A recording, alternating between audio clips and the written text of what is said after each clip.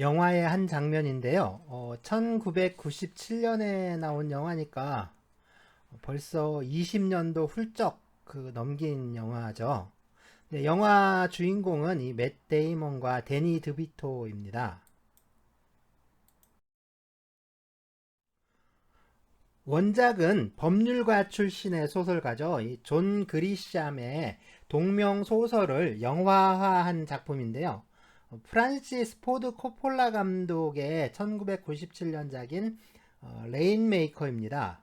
그러니까 알바를 해가면서 가까스로 이 로스쿨을 졸업하고 변호사 시험에 합격한 주인공이 이 거대 보험사를 상대로 손해배상 소송을 이끌어가는 법정 영화인데요. 이 사건에서 원고는 민영의료보험에 가입해서 성실하게 보험료를 납부를 합니다.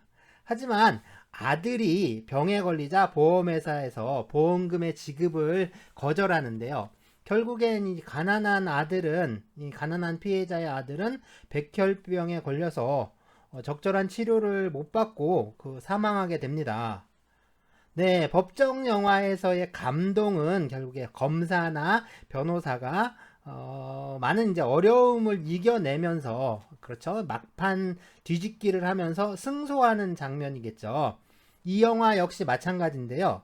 초짜 변호사인 맷 데이먼이 이 거대 보험사와 또 거대 로펌을 상대로 힘겹게 싸우면서 승리를 하게 됩니다.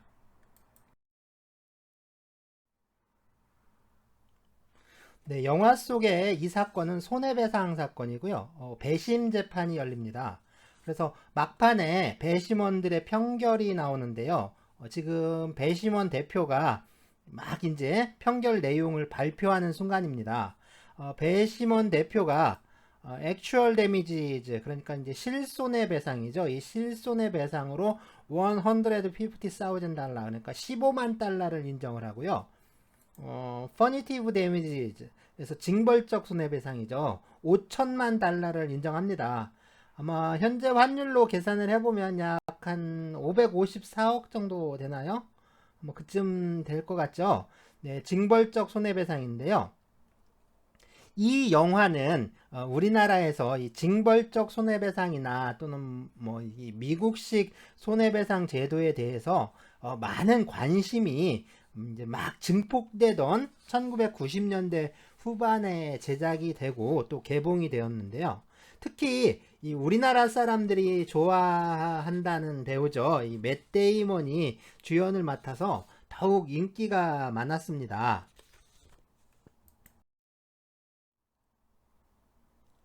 우리나라의 손해배상 제도, 그러니까 이 불법 행위로 인한 손해배상 제도는 민법 제750조에서 규정하고 있는데요. 한번 볼까요? 고의 또는 과실로 인한 위법 행위로 타인에게 손해를 가한 자는 그 손해를 배상할 책임이 있다. 네, 이렇게 되어 있죠.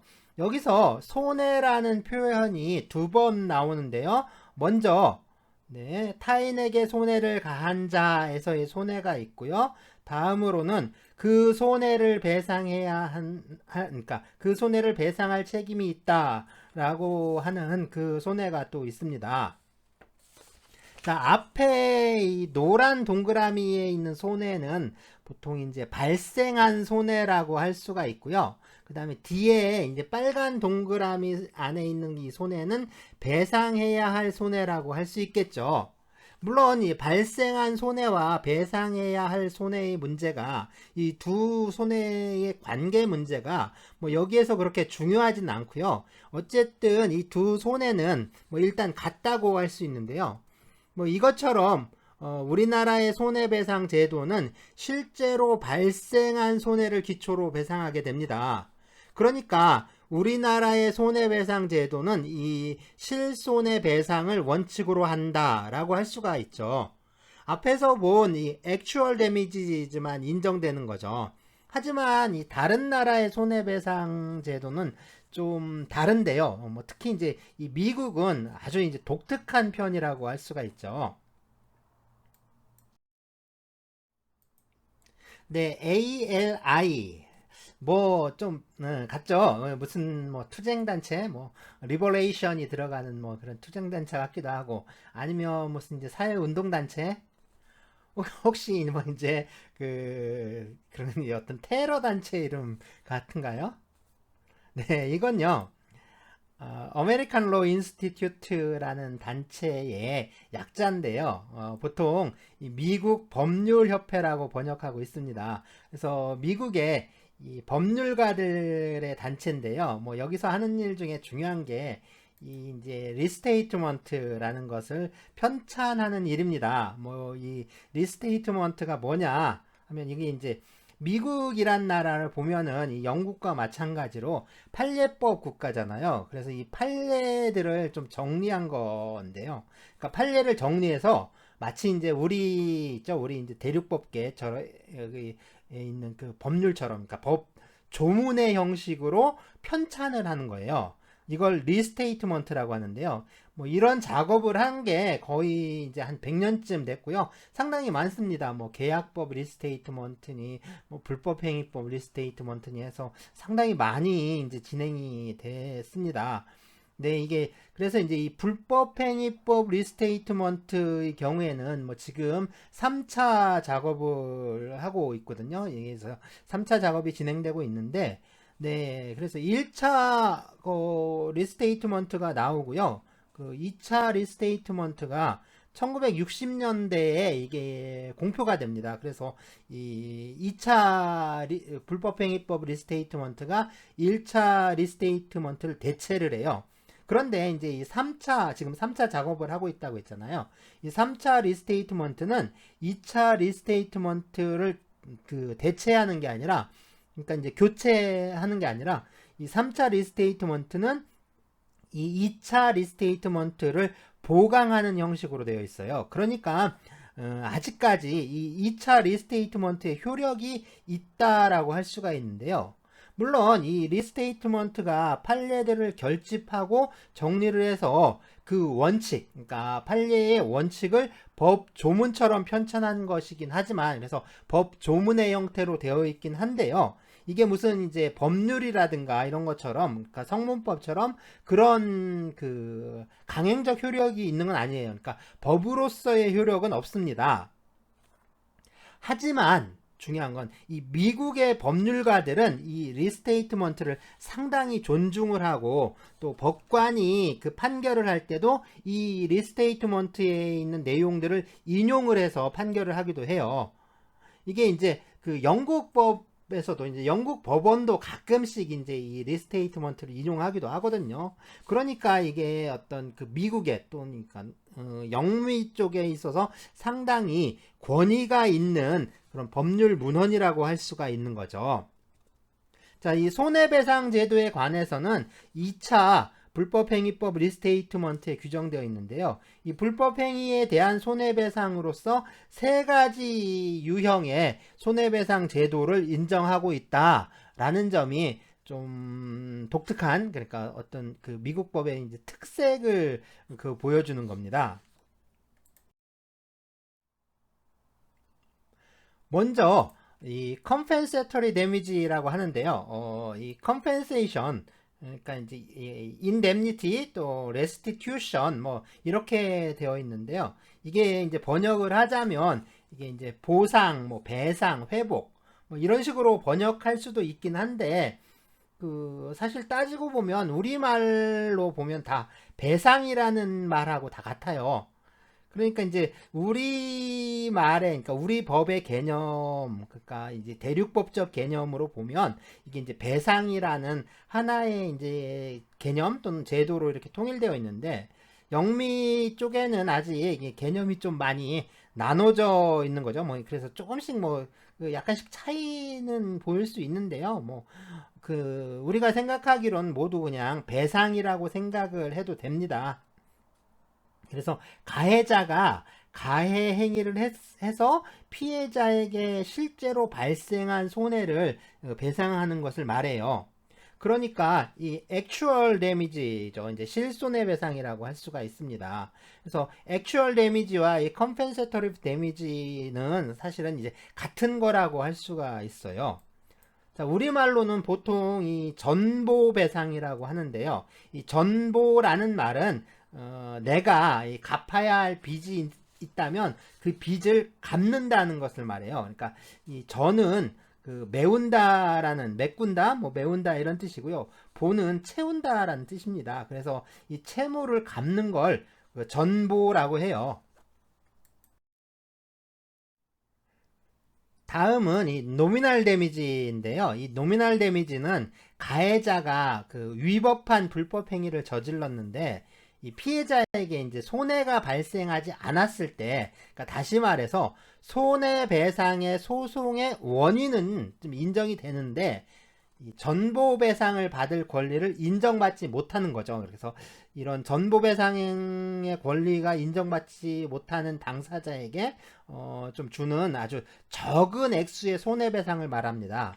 금액이 뭐 이렇게 아주 적어요. 아주 적은 금액을 받게 되는데요. 이걸 명목적 손해배상이라고 해요. 그러니까 이제 불법행위의 성립 요건들을 다 갖췄는데 이 손해가 발생하지 않았다거나 아니면 이 손해를 증명하지 못한 경우에 그럴 때 주어지는 손해배상이다라고 할 수가 있습니다. 이게 미국법에서 인정되는 아주 진짜 특유한 진짜 미국식 손해배상 제도라고 할 수가 있어요. 네, 이제 다음은 이 퍼니티브 데미지인데 이 퍼니티브 데미지는 컴펜세터리 데미지나 이 노미널 데미지가 아닌 손해배상이죠.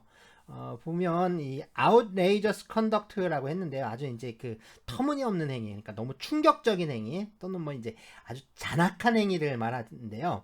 이게 좀 번역하기가 그런데 그래서 이제 뭐 무도한 행위라고 할 수가 있습니다. 이제 무도한 행위라고 할 수가 있는데 이러한 무도한 행위에 대해서 그러한 행위를 한 행위자를 징벌을 하고 그 다음에 행위자나 또는 다른 사람들이 장래에 그런 행위를 하지 못하도록 억제하기 위해서 부과되는 손해배상이다 라고 할 수가 있습니다.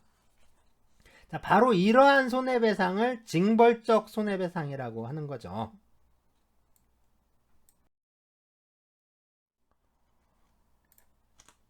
함무라비 법전이라고 많이 아시죠? 함무라비 법전. 고대 바빌로니아의 이 함무라비 왕이 서기전 1750년쯤에 공표한 법전인데요. 이걸 뭐 이렇게 이제 돌에다가 새긴 거예요. 그러니까 일종의 법조문을 새겨놓은 비석이라고 할 수가 있는 거죠. 비석의 윗부분은 뭐 이렇게 이런 이 부조가 새겨져 있는데요. 보통 이제 오른쪽에 앉아 있는 사람 있죠. 이 앉아 있는 사람이 함무라비 왕이고, 그다음에 왼쪽에 서 있는 사람이 그 함무라비 왕의 부하다, 그러니까 신하다라고 많이 생각을 하는데, 그건 아닙니다. 서 있는 사람이 함무라비 왕이에요. 그러니까 서 있는 사람이 왕이고, 앉아 있는 건 이 샤마쉬라고 부르는 신인데요. 고대 이 수메르 신화에서 보시면 이제 태양신을 숭배했죠. 그래서 이 태양신이면서 또 정의의 신이 있는데 수메르 신화에서는 우투라고 해요. 우투라고 불렀는데 이 우투를 이 아카드 언어로는 샤마쉬라고 한다고 해요. 그러니까 이 수메르의 정의의 신 우투가 바빌로니아에서는 샤마쉬라고 불리는 거죠. 그러니까 정의의 신이니까 당연히 그 법의 신이기도 하겠죠. 그래서 이 태양신이며 정의와 법의 신인 샤마쉬가 함무라비 왕에게 법을 전해주는 장면을 새겨놓은 것이다 라고 합니다. 네, 이 징벌적 손해배상에 대해서 말하는 사람들은 거의 절대 다수가 이 징벌적 손해배상 제도가 고대의 함무라비 법전에서 유래를 했고 또 이 구약성서에서도 찾아볼 수 있다라고 말을 하는데요. 뭐 이제 우리나라 사람들의 경우에는 이 고조선의 8조법이니 아니면 부여의 일책 12법이니 하는 그 얘기들을 빼먹질 않는데요. 그렇다면 도대체 뭐 이런 게 무슨 의미가 있는 걸까요?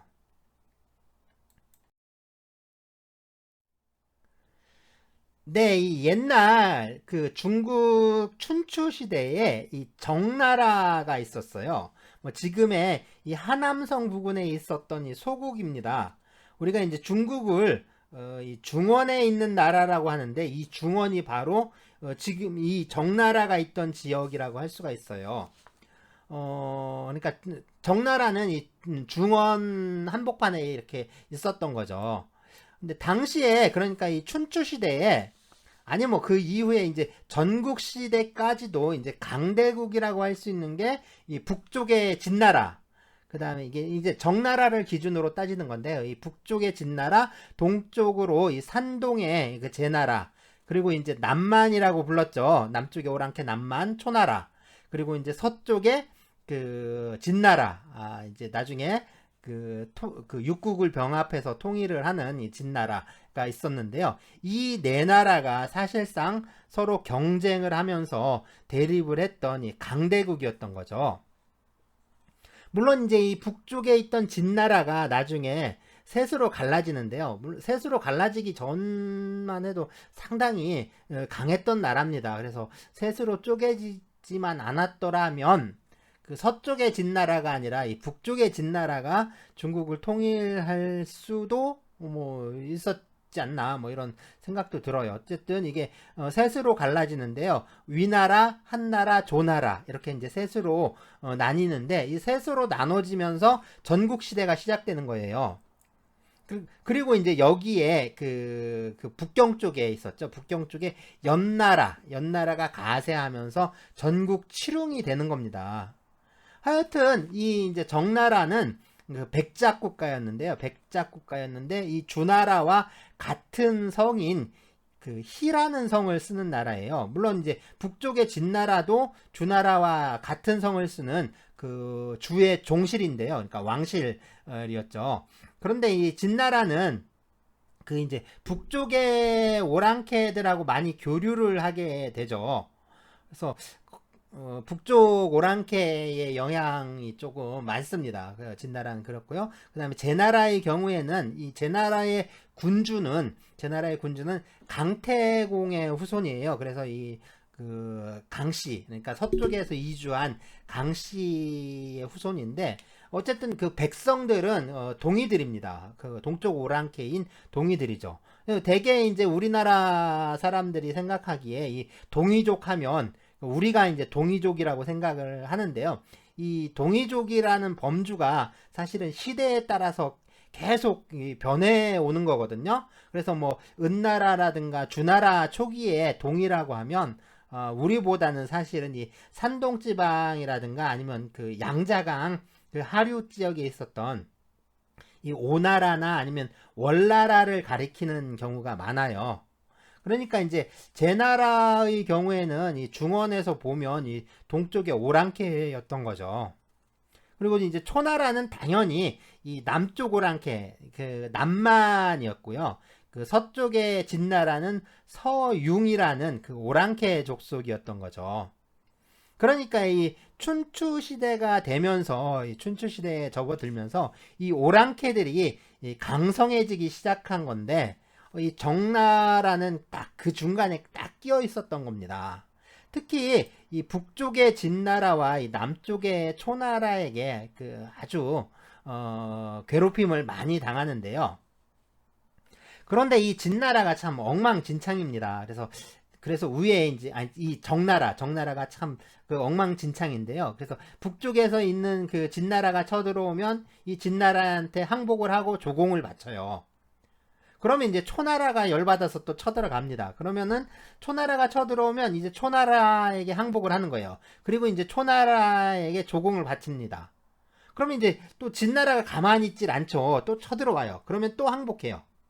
이렇게 이제 진나라가 쳐들어오면 진나라에 항복해서 진나라를 섬기고, 그리고 이제 초나라가 쳐들어오면 초나라에 항복해서 이제 초나라를 섬기고, 뭐 그러는 거예요. 뭐 이게 이제 자존심도 없다라고 뭐 욕할 게 아니라 사실은 이 정나라가 위치한 곳이 그렇습니다. 그러니까 이제 중원에 이제 이 평원지대에 위치한 거예요. 뭐 이게 험준한 산이 있거나 뭐 아니면 큰 아주 넓은 강이 있어가지고 이게 지형적으로 요새가 될 수 있는 그런 곳이 아니고요. 더군다나 이 당시 중국의 한 가운데에 있는 나라예요.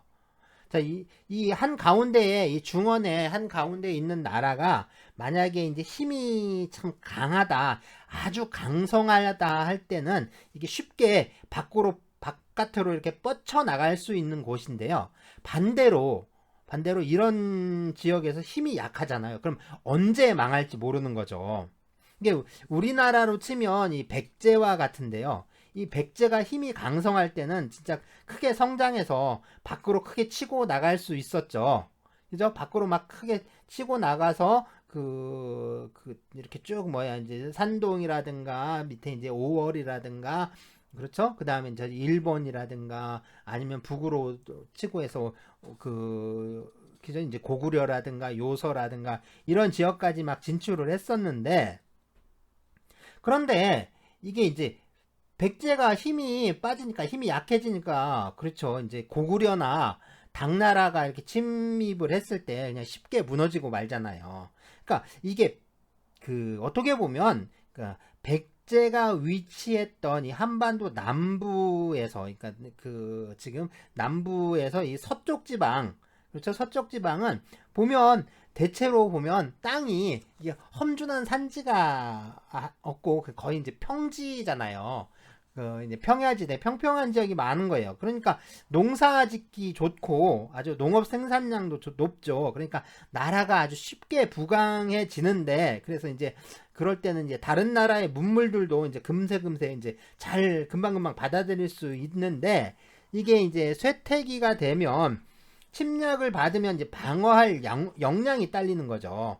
그냥 평지다 보니까 밀고 들어오면 그냥 쭉 하고 밀릴 수밖에 없는 거죠. 그래서 우리 이제 한국전쟁 때도 그랬는데요. 이 북한군이 그냥 막 밀고 내려오니까 이 서쪽 지방은 그냥 금세 밀려가지고 결국에 이제 최후의 방어선이라는 게 이 낙동강이 돼버리잖아요. 그러니까 이 고대나 아니면 지금이나 뭐 이 전쟁이란 게 뭐 이런 이치가 크게 이제 다른 게 없는 거죠. 정나라 역시 사실은 그런 비극을 비켜갈 수가 없었던 겁니다. 이게 평평한 평원에 있는 그러니까 중원의 어떤 비극이라고 할까요? 중원의 비극이라고 할 수가 있을 것 같아요. 그래서 중원을 차지한 자가 중국을 지배한다라고 하지만 사실은 이 중원에 있는 나라들은 늘 이제 침략에 시달려야 했던 거죠. 어쨌든 이 정나라가 이렇게 빌빌한 나라였는데 그런데 이게 진나라나 초나라와 같은 이 강대국들 있죠. 이 강대국들에서 정나라를 어떻게 함부로 하지 못했던 적이 있습니다. 네, 정나라의 아주 뛰어난 정치가인데요. 이 사람이 정나라를 통치할 때는 이 강대국들도 정나라를 어떻게 하지 못하고요. 오히려 정나라의 정책에 이 강대국들이 끌려다니게 돼요. 바로 이 사람이 정자산이라고 하는 그러니까 정나라의 자산이라는 사람인데요. 공자와 거의 이제 동시대의 사람이긴 한데 그러니까 공자보다는 약간 윗대 그러니까 약간 선배라고 할 수가 있고요. 또 이제 공자도 이 정자산이라는 인물을 좀 아주 높게 평가를 했습니다. 그래서 정자산이라고 하는데 우리가 이제 정자산이라고 하니까 꼭 성이 정씨고 이름이 자산처럼 들릴지도 모르겠는데요. 이 정나라의 자산이라고 해서 그냥 정자산이라고 부르는 거고요. 자산은 그러니까 자산이라는 거는 이 사람의 이름이 아니라 그러니까 자입니다. 자. 그러니까 이제 관례를 올렸을 때, 그러니까 성인식을 했을 때 받은 이름인 거죠. 그리고 이 다른 이름이 하나 있는데 공손교라고 또 많이 부르거든요. 그래서 전에는 그렇게 많이 얘기를 했어요. 사람들이 성이 공손씨고 이름이 교다라고 했는데 뭐 이렇게 말을 하기도 했는데 이건 또 틀린 말입니다. 그러니까 이게 옳토당토 않는 틀린 말이고요. 당시에는 이 주나라 임금을 왕이라고 하고요. 그 다른 제후국의 임금을 공이라고 했어요. 그러니까 이 정나라의 군주인 그 공의 손자였던 거죠. 그래서 공손이라고 하는 거예요. 공의 손자 공손. 그 당시에 이 정나라 공실이 주나라 왕실하고 같은 성을 썼으니까, 그러니까 이 공손교, 그러니까 그 정자산의 성은 그 희라는 성인 거죠. 희성입니다. 희라는 성이에요. 그런데 그때는 또 성 말고 또 씨라는 것도 있어요. 지금 뭐 우리는 이 성과 시를 같이 쓰는데, 그렇죠? 성과 시를 같이 쓰지만 예전에는 이 성이라는 게 있고 또 이 성과 달리 시라는 게 따로 있었습니다. 그래서 자산의 성은 정자산의 성은 희성이고요. 희라는 성이고 시는 그 아버지의 시를 따랐는데요. 그래서 국시입니다. 국시. 그래서 이 시는 바꿀 수가 있어요. 성은 못 바꾸는데 시는 바꿀 수가 있습니다. 그래서 이제 요즘은 그래요. 이 백과사전이라든가 인터넷 같은 데 찾아보면 이 정자산의 성을 국시라고 해놓은 데가 참 많은데, 이거 당연히 잘못된 정보죠. 마찬가지로 우리가 이제 공자의 성을 공씨라고 해놓은 곳이 많죠. 공자님은 공씨다라고 하는데, 그러니까 성이 공이다라고 하는데, 역시 이것도 잘못된 겁니다. 공자의 성은 그렇죠. 공씨가 아니라 그 아이자자 있죠. 또는 아들자라고 하는 글자 있는데, 이 자라는 글자를 쓰는 자성이고요. 그래서 은나라의 지배 집단이 자성을 썼어요. 그리고 은나라 지배 집단이 있던 데가 송나라고요. 그리고 공자의 원 조상은 이제 송나라에서 있다가 이 노나라로 그 이주를 한, 그러니까 망명한 사람인데, 그 아마 망명한 분이 이 할아버지일 거예요. 그래서 공방숙이라고 불렸는데, 그래서 이제 이 공방숙에서 유래한 게 그 공씨입니다. 그래서 공은 성이 아니라 시인 거죠.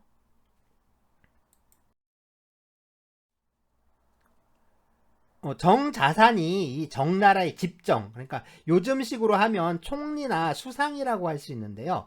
이 정자산이 정나라의 국정을 총괄하면서 했던 여러 정책 중에 하나가 바로 이 법조문을 커다란 솥에다가 새겨서 사람들이 모두 볼 수 있게 세워놓은 거예요. 네, 이제 이 옆에 이제 큰 솥 있잖아요. 이게 제사 지낼 때 쓰는 큰 솥인데, 이런 솥에다가 그 형법 조문을 새겨가지고 세워놓는 거예요. 그래서 형법 조문을 새긴 솥이라고 해서 형정이라고 불렀습니다. 그러니까 이 말은 무슨 의미냐면, 이게 함무라비 법전이라는 게 뭐 특별한 게 아니라는 거예요. 그래서 이런 것들은 그 고대법들이 갖고 있는 일종의 어떤 공통적인 특성, 즉 이제 일반적이라고 할 수가 있는 거죠. 그런데 이제 함무라비 법전이라는 게, 그러니까 실제로 거기가 중동이잖아요. 중동 사막이니까 날씨가 건조하고, 그래서 옛날 유물들이 좀 많이 남아 있는 거죠.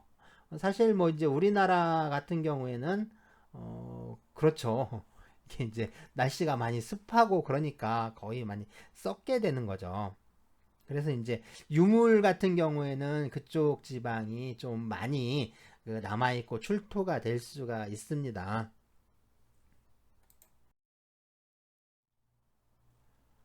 로마법 역시 마찬가지인데요. 이 로마법이라고 하면 이 12표법을 얘기를 많이 하는데, 이 12표법을 또 다른 말로는 이 12동판법이라고 하죠. 이 구리로 된 동판에다가 법조문을 새겨 놓은 거예요. 그러니까 원래는 이 돌로 된 석판하고 이 구리로 된 동판에다가 새겨서 그 로마 원로원 앞에 이렇게 게시를 해 놓았다라고 하는데요. 나중에 이제 다 파손이 됐죠. 어쨌든 이렇게 법을 제정을 하고 그것을 모든 사람들이 볼 수 있게 뭐 무슨 소치라든가 비석이나 이런 걸로 제작을 해서 이 사람들에게 알리는 건 좀 일반적인 현상이라는 거죠. 그래서 이게 나중에는 그 문서로 바뀌는 겁니다. 그러니까 이제 책으로 만들어서 배포를 하는 거죠. 그래서 우리 이제 경국대전이니 뭐 대전통편이니 다 이제 책으로 만들어서 이렇게 배포를 했잖아요.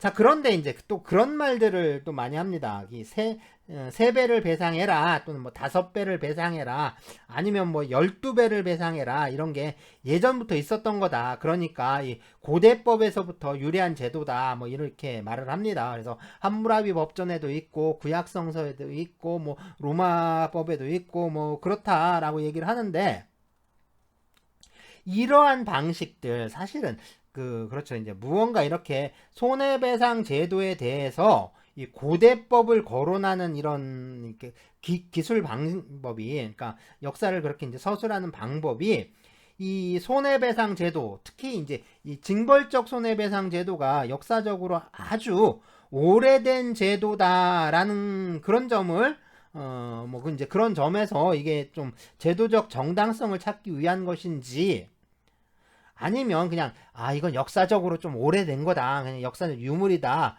그런 사실만을 좀 전달해 주는 건지, 뭐 이런 건 좀 불확실하죠. 그래서 객관적인 사실을 언급하는 거랑, 또는 이제 제도적 정당성을 부여하려고 하는 뭐 그런 이제 주관적 의도 사이에 보면 그렇게 이제 별다른 차이점을 발견할 수가 없는 거예요. 그러니까 기술하는 사람이 비록 이제 역사적 정당성을 부여하겠다라는 뭐 그런 의도가 없었다고 하더라도, 이 역사에 대한 객관적 기술이라는 게 그러니까 현재 시점에서 보면 이 정당성을 부여하려는 시도로 읽힐 수밖에 없는 거죠. 거기다가 이게 오래된 역사적 전통이라는 게 뭐 이제 꼭 올바르고 또 뭐 바람직하다라고 할 수도 없는 건데요.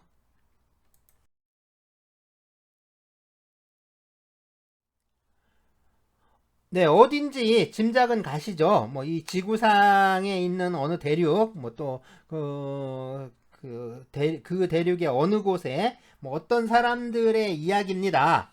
뭐 여기에 사는 사람들은요, 아이가 태어났을 때 그 아이의 신체적 형상이 이제 주로 이제 거기 생식기가 좀 이상하다 그러면은, 또는 뭐 이제 아이가 이상한 반응을 좀 보인다 그러면은 그 악어라든가 아니면 하이에나에 그 이제 이 갓난아이를 이렇게 던져줬대요. 뭐 그래야지 이제 그 아이한테 씌워진 악령이 이 그 사람을 해치지 않는다라고 이제 믿는 거예요.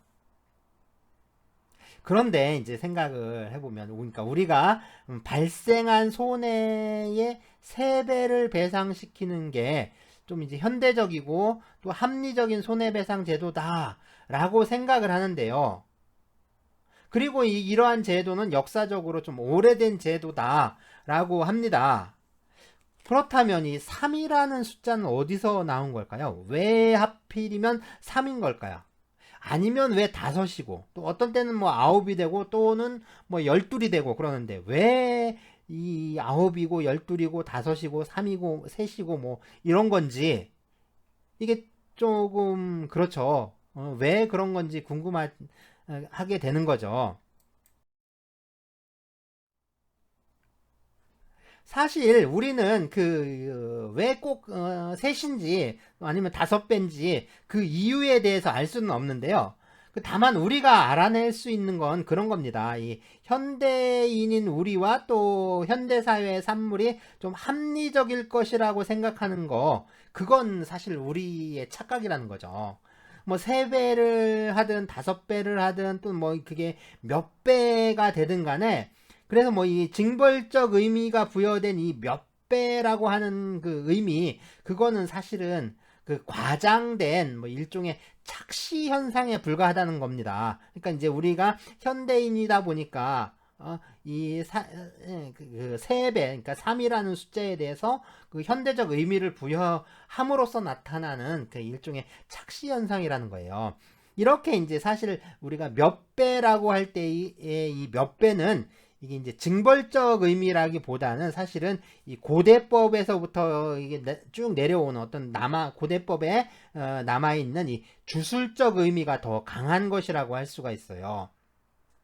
그래서 고대법을 보면 항상 이제 고대법에서 이게 복수를 하는데 이 복수는 반드시 몇 배의 복수를 의미했습니다. 그래서 이 몇 배에서 뭐 이 몇 배, 그러니까 3배니 5배니 9배니 하는 이런 몇 배라는 숫자는 그러니까 원시 형벌의, 그러니까 원시법의 주술적 관념의 표현이지, 그것이 형벌이라든가 이 손해배상의 제재 수단으로서 갖는 합리성을 표현하는 것은 아니라는 점입니다.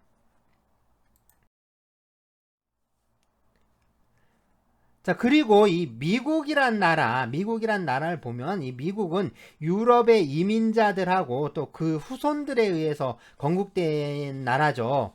그러다 보니까 역사가 한 200년 정도밖에 되지를 않죠.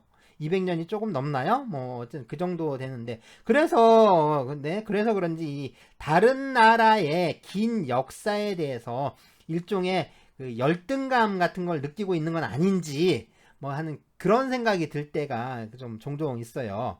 그래서 자신들이 가진 어떤 그 독특한 거를 그 오래된 그 역사 속에서 뭐 기원을 찾는다거나 아니면 긴 역사 속에서 탐구할 수 있는 그런 영역에 좀 많이 집착을 하려는 경향, 뭐 그런 게 좀 강하게 느껴지는데요.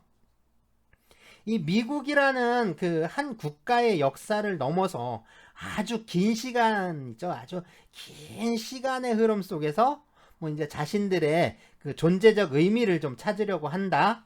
뭐 이렇게 설명할 수 있을까요? 어쨌든 뭐 그러다 보니까 이 천문학이라든가 뭐 또 이제 공룡 같은 이 자연사 있죠. 자연사라든가 고고학, 뭐 인류학 이런 분야의 연구가 아주 비약적으로 좀 발달해 있는데요. 한편으로 이제 그러면서도 이제 한편으로 보면 자기들의 어떤 식민 모국이었던 이 영국에서 역사적 기원을 찾는 건 진짜 경기를 일으킬 정도로 싫어합니다.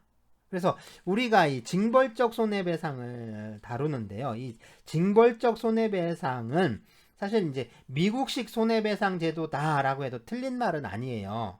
하지만 이 제도는 결국에 이 미국법의 원조인 이 영국법에서 유래한 것에 불과합니다. 이거를 뭐 이제 고대 함무라비 법전이 어떻고 구약성서가 어떻고 뭐 기원을 거기서 찾는 건 진짜 아무 의미가 없는 거죠. 이건 터무니없는 거예요. 게다가 뭐 진짜 고조선의 8조법이 어떻고 부여의 일책 12법이니 뭐니 이렇게 떠드는 건 진짜 황당무계한 거죠. 이거 진짜 황당한 헛소리입니다.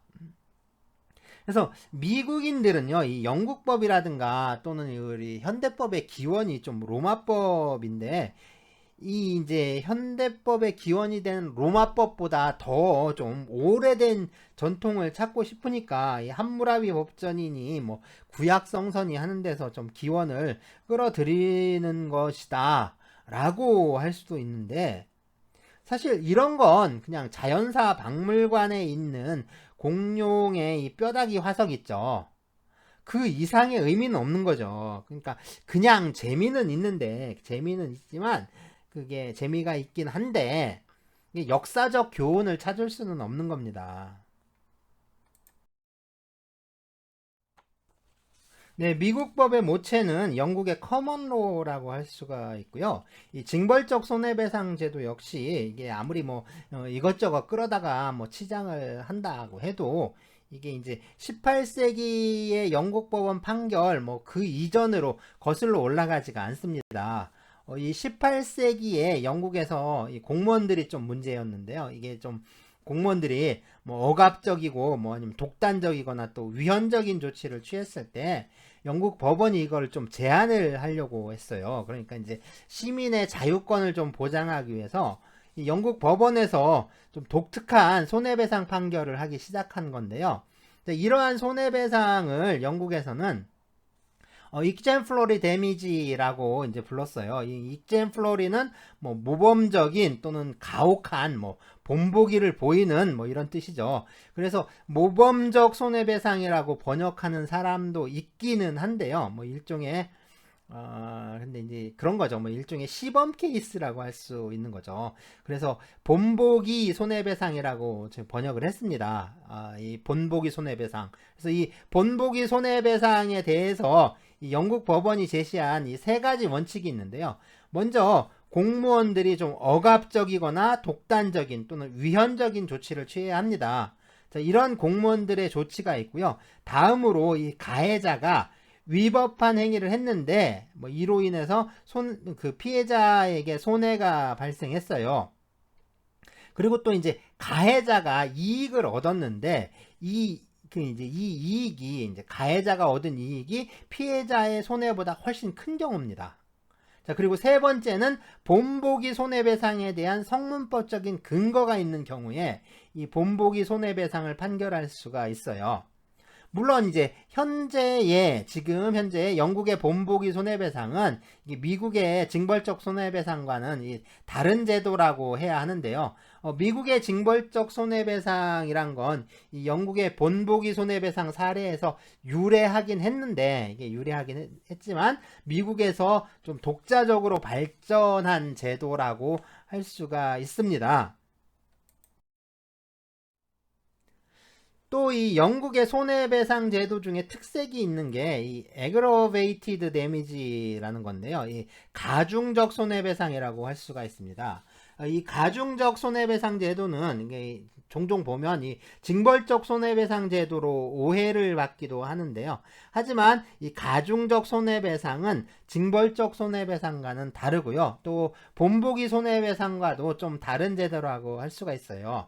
그래서 이 그러니까 aggravated damage는 이 피해자의 어떤 자부심이라든가 또는 이 긍지 같은 걸 또 침해한다거나 아니면 이 이제 굴욕이라든가 모욕 뭐 이제 그 밖에 정신적 고통을 주는 그런 이제 그런 방식으로 이제 불법 행위를 했을 때 거기에 대해서 부과가 되는 손해배상인데요. 이 손해배상은 이론적으로 보면 이게 전보배상 그러니까 이제 compensatory damage였죠. 여기에 속하는 손해배상이고요. 그 목적 역시 그 본보기 손해배상으로서 이게 피고를 처벌하기 위해서 부과되는 게 아니고요.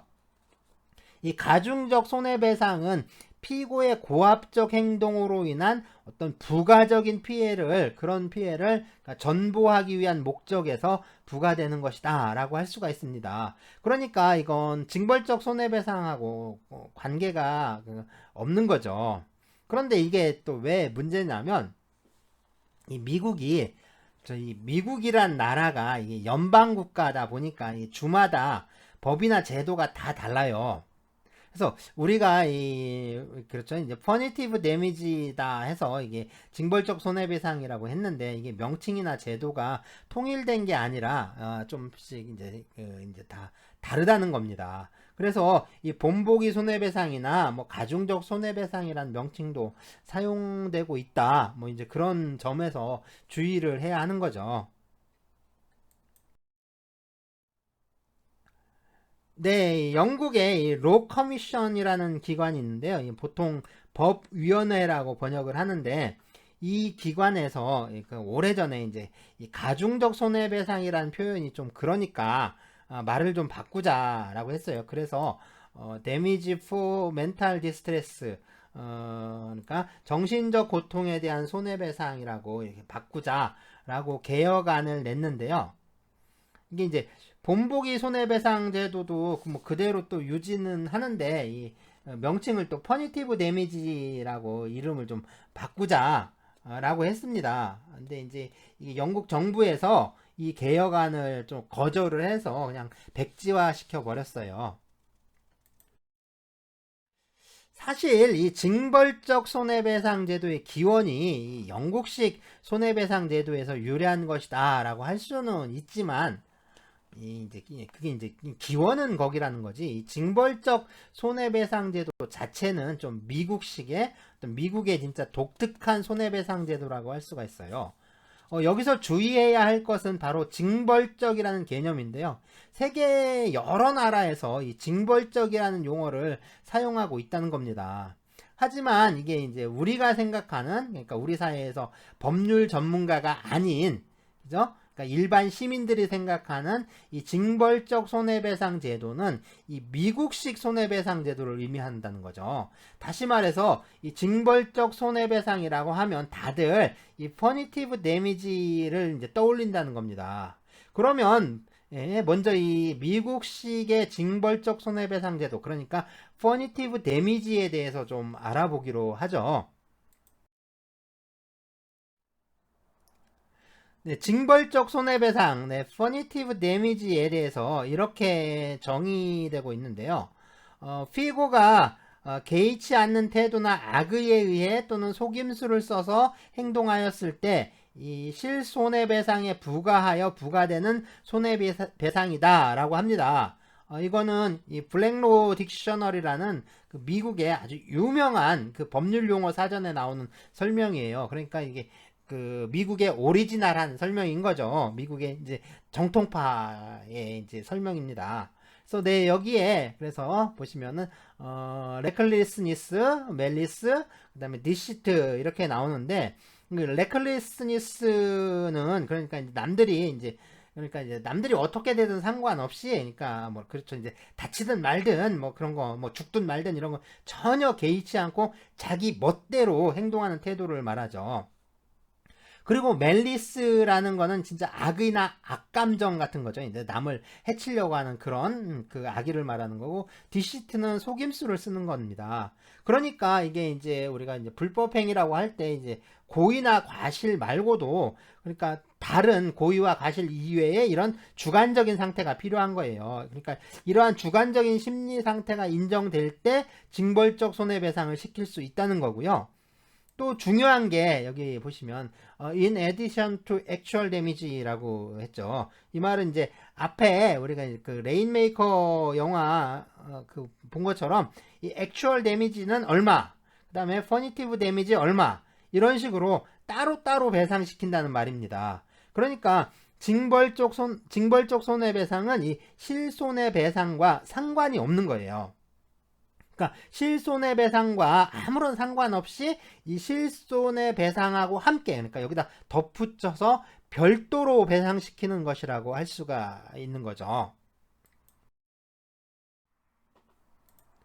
자, 다음으로 이 징벌적 손해배상은 이 가해자가 무언가 이 비난받을 만한 위법한 행위를 했을 때 그런 가해자를 징벌함으로써 그러한 행위를 억제하려는, 또는 이제 저지하려는 의도에서 부과되는 것이다 라고 할 수가 있습니다.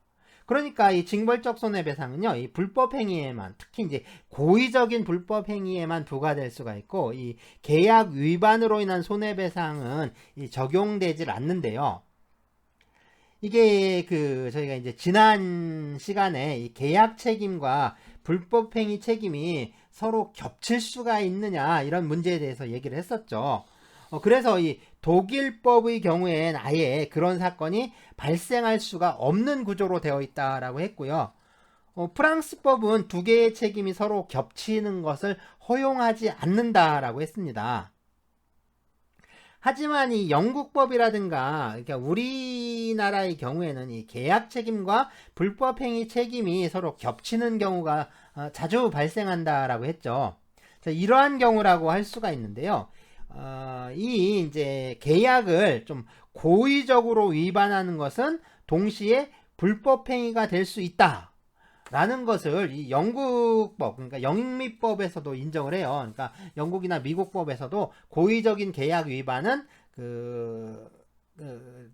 고의적인 불법행위가 될 수 있다, 이렇게 인정을 하는 겁니다. 그러니까 이제 아주 악의적이고 아주 사악한 의도로 채무 이행을 거절하는 그런 채무자의 행위는 계약 위반이면서 동시에 불법행위도 되는 거죠. 그래서 불법행위도 되니까 이런 경우에는 징벌적 손해배상이 부과될 수도 있습니다. 그러니까 레인메이커 이 사례는요, 그러니까 그 실제로는 그 고의적인 채무 불이행, 그러니까 계약 위반 사건이에요. 그래서 동시에 이게 불법행위도 되기 때문에 여기에 징벌적 손해배상까지 부과가 되는 거죠. 어쨌든 뭐 이건 계약 위반에 징벌적 손해배상이 인정된다라는 의미가 아니라 계약 위반이 불법 행위가 되는 경우에는 인정되는 것이다 라고 할 수가 있습니다. 뭐 어쨌든 일반적인 경우에는 이 계약 위반에 대해서 징벌적 손해배상이 부과되지 않고요. 뭐 이제 아주 악의적이고 사악한 의도의 그런 불법 행위에 대해서만 징벌적 손해배상이 인정되는 거죠. 자, 이제 징벌적 손해배상이 위헌이냐 아니냐 하는 논란도 뭐 계속 제기가 되는데요. 그래서 미국 법원에서 이 문제에 대해서요, 이 세 가지 가이드라인을 제시하고 있습니다. 자, 이제 먼저 이 첫 번째 경우인데요. 가해자가 한 행위죠. 그래서 징벌의 대상이 되는 행위가 어느 정도 비난을 받는지, 뭐 이제 그 비난 가능성입니다. 그래서 네, 이 행위의 비난 가능성이라고 할 수 있어요. 그래서 행위의 비난 가능성. 네, 이제 두 번째는 침해, 그러니까 손해죠. 이 손해라고 할 수가 있는데요. 이 손해와 배상 사이의 어떤 합리성입니다. 그러니까 이제 발생한 손해와 거기에 대한 배상이 서로 뭐 적절한지에 관한 문제라고 할 수가 있죠. 그리고 이 세 번째는 이 비교 가능한 사례, 그러니까 즉 유사한 사례에서 이 배상과 또 민사벌 사이의 차이라고 하는데요. 바로 뭐 이와 같은 점들을 좀 염두에 두고 이 징벌적 손해배상이 부과되어야 한다라는 거죠. 그런데 이 징벌적 손해배상의 경우에는 퍼니티브 데미지 말고요, 아주 다양한 명칭으로 또 불리고 있습니다. 네, 먼저 그렇죠? 이그젠플러리 데미지. 그래서 이제 본보기 손해배상이 있고요. 다음으로는 이 빈딕티브 데미지. 그래서 보복적이라는 뜻이죠. 퓨너터리 데미지. 그래서 처벌이라는 의미고요. 그다음에 프리점티브 데미지. 그래서 추정적 손해배상. 에디드 데미지. 그래서 이제 부가적 손해배상. 네, aggravated damage에서 이제 가중적 손해배상이라고 했죠. 그다음에 speculative damage, 그래서 투기적 손해배상, imaginary damage, 그래서 가상적 손해배상 뭐 이렇게 부르기도 합니다. 또 이제 아주 간단하게 네, smart money 아니면 네, funis라고 합니다. 자, 이게 이제 미국식의 징벌적 손해배상 제도인데요. 사실 이 징벌적 손해배상이라고 하면 우리가 이제 징벌적 손해배상이라고 하면 진짜 이제 이걸 의미한다라고 다 생각을 하는 거죠.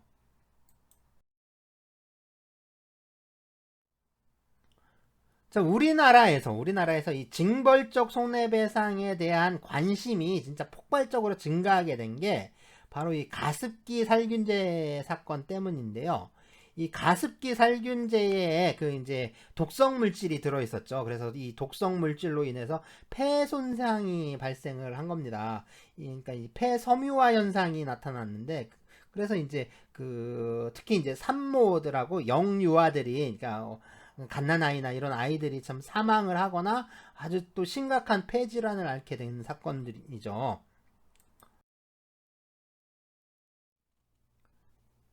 이 가습기 살균제 사건을 우리 옥시 사건이라고도 많이 부르는데요. 이 가습기 살균제 그 판매량의 54.66%가 이 옥시 제품이었다고 해요. 그래서 이 옥시는 원래 이제 국내에 그 모 그룹의 계열사로 설립됐는데 이게 영국계 다국적 기업에 매각이 됐죠. 그래서 이 가습기 살균제 사건과 관련해서 이 김앤장이라는 이 대형 로펌을 통해서 이게 이 사람들이 손해배상 책임을 부인하기도 하고 또 이 동물 실험 보고서를 조작하기도 해서 이게 문제가 되기도 했었죠. 자, 이 가습기 살균제 사건의 피해자를 좀 구제하기 위해서 가습기 살균제 피해 구제를 위한 특별법이 제정되기도 했고요. 또 이 제조물 책임법이나 또 환경보건법에, 그러니까 이른바 징벌적 손해배상이라는 규정을 또 신설하기도 했습니다.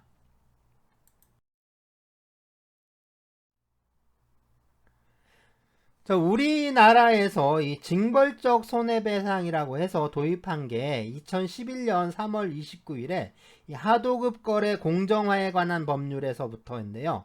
그러니까 그때부터, 그러니까 제가 작년까지 이제 확인했던 게 그 11개 법률에서 이런 규정을 두었는데요.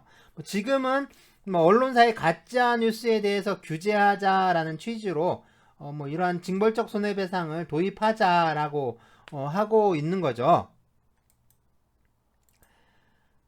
자, 어쨌든 대략 뭐 이런 법률들에서 소위 징벌적 손해배상이라는 걸 규정하고 있습니다.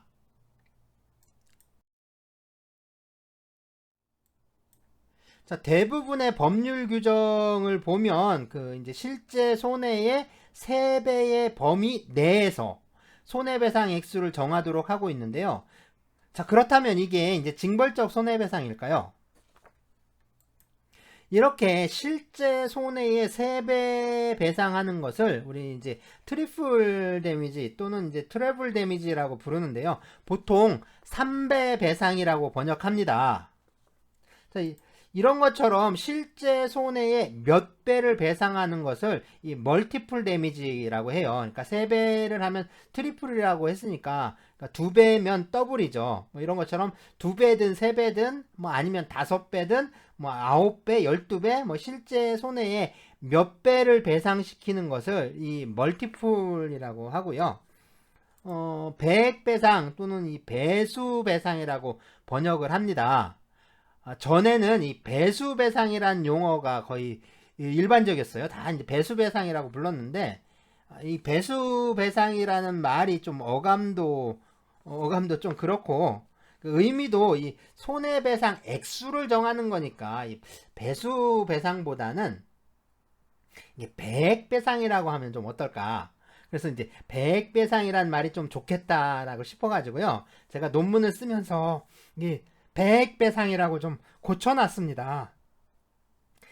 그래서 그런지 아니면 좀 어감이 좀 이게 좀 더 나아서 그런지 뭐 요즘은 그 거의 배액배상이란 용어를 거의 다 쓰고 있는 것 같아요. 뭐 배액배상하고 배수배상 뭐 이건 크게 의미의 차이가 있는 건 아닙니다. 그냥 어떻게 번역하냐 번역어의 차이인 거죠. 그러면 이 배액 배상을 어떻게 결정하느냐 하는 문제인데요. 이렇게 액추얼 데미지가 있죠. 그러니까 실제 손해를 배상하는 걸 말하죠. 멀티플 데미지는 간단해요. 그러니까 2배, 3배, 5배, 9배 뭐 이것처럼 그 몇 배를 곱해주면 이게 멀티플 데미지가 되는 거예요. 그러니까 이 멀티플 데미지는 액추얼 데미지의 멀티플한 즉 몇 배가 되는 거고요. 이 멀티플 데미지는 이 액추얼 데미지를 품고 있는 거죠. 다시 말해서 멀티플 데미지 안에는 이 액추얼 데미지가 이미 포함되어 있는 겁니다. 그런데 이 퍼니티브 데미지는 좀 다른데요.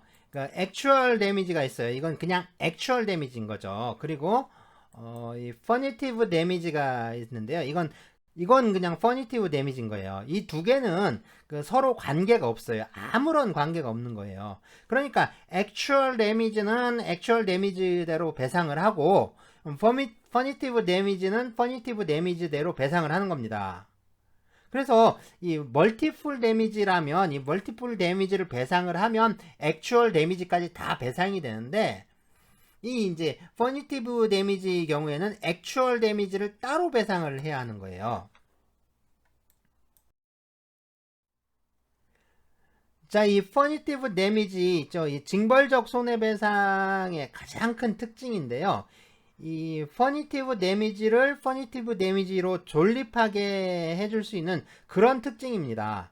다시 말해서 이런 제도들이 뒷받침되지 않으면 이거는 퍼니티브 데미지라고 할 수 없다. 뭐 이렇게 말할 수 있는 것들이에요. 먼저 배심 재판 제도입니다. 퍼니티브 데미지는 전적으로 이 배심의 권한이에요. 그러니까 배심이 퍼니티브 데미지를 부과할 건지 말 건지 또 부과한다면 그 액수를 얼마로 할 건지 이걸 다 이제 배심원들이 결정한다는 거죠. 그러니까 이 퍼니티브 데미지의 탄생과 발전 뭐 그리고 이제 존속 이런 게 다 이 배심 재판 제도를 통해서 이루어진 것이다 라고 해도 이게 결코 틀린 말이 아닙니다. 그래서 이게 배심 재판하고 뗄 수가 없는 그런 관계인 거죠. 두 번째 특징은요, 이게 이제 바로 커먼로 전통이라고 할 수가 있는데요. 커먼로, 그러니까 판례법이라고 하죠. 그래서 국회의 입법을 통해서 형성된 이 성문법이 아니라, 그러니까 법원의 판결에 의해서, 그러니까 법원의 판례에 의해서 형성된 법규범이다라고 할 수가 있습니다.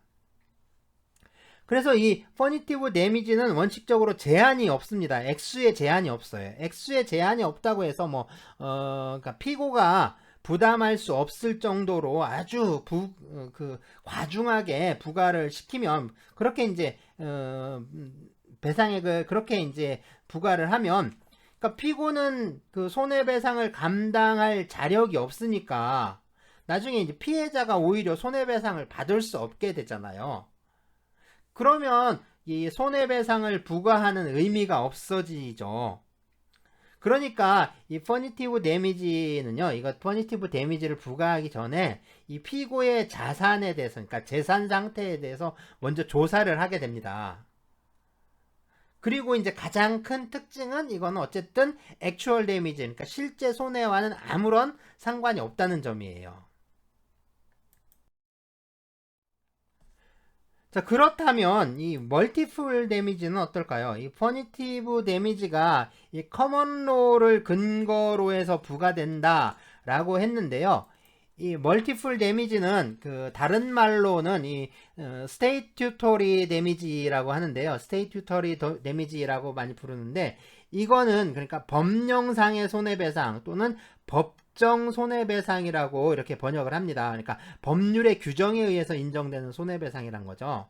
그러니까 다시 말해서 이 멀티플 데미지를 부과를 하려면 반드시 성문법상의 근거 규정이 있어야 한다라는 뜻이에요.